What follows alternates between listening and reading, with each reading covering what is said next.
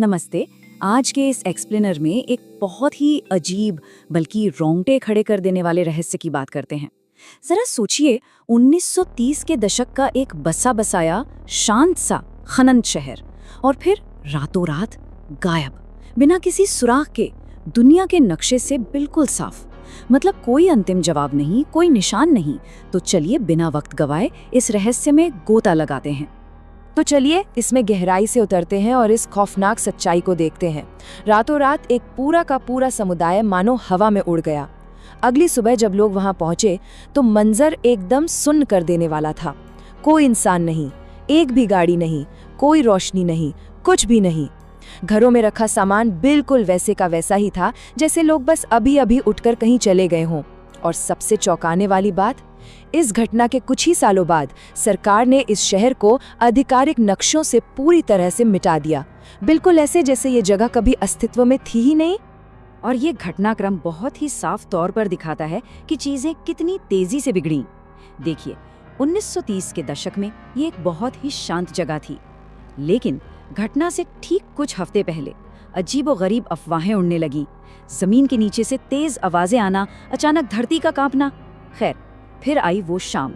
आसपास के कस्बों के लोगों ने आसमान में आग जैसी एक बेहद अजीब सी चमक देखी, और अगली सुबह शहर एकदम खाली, सन्नाटा। ना कोई इंसान मिला, ना ही कोई शव। सच में ये रातों रात हुआ एक ऐसा वाकया है जो दिमाग को चकरा देता है। तो सबसे अहम बात यह है कि इस घटना और इसके बाद के परिणामों के बीच एक बहुत बड़ा खौफनाक विरोधाभास है।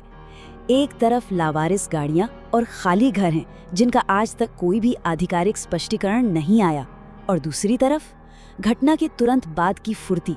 कहा जाता है कि सरकारी अधिकारियों ने एकदम से पूरे इलाके को सील कर दिया, नक्शे अपडेट हो गए, पुराने रिकॉर्ड रहस्यमयी तरीके से गायब कर दिए गए, और तो और अखबारों ने भी लगभग पूरी तरह से चुप्पी साध ली। इस जल्दबाजी ने इस थ्योरी को हवा दी कि ये शायद कोई बहुत बड़ी सोची समझी साजिश या कवर अप था। चलिए आगे बढ़ते हैं और देखते हैं कि ये सब कैसे जुड़ता है।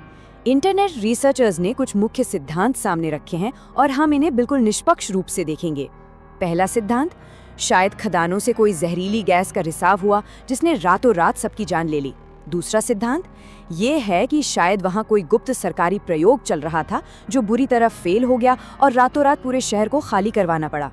और तीसरा, जो शायद सबसे डरावना है, कि उन खनिकों को जमीन के बहुत नीचे कुछ ऐसा मिल गया था जिसे इंसानों को कभी खोजना ही नहीं चाहिए था। अब ये सभी अप्रमाणिक दावे हैं, लेकिन ये इस रहस्य को और भी गहरा जरूर कर देते हैं। और अंत में ये पूरी कहानी इस एक बहुत ही बड़े सवाल पर आके रुक जाती है।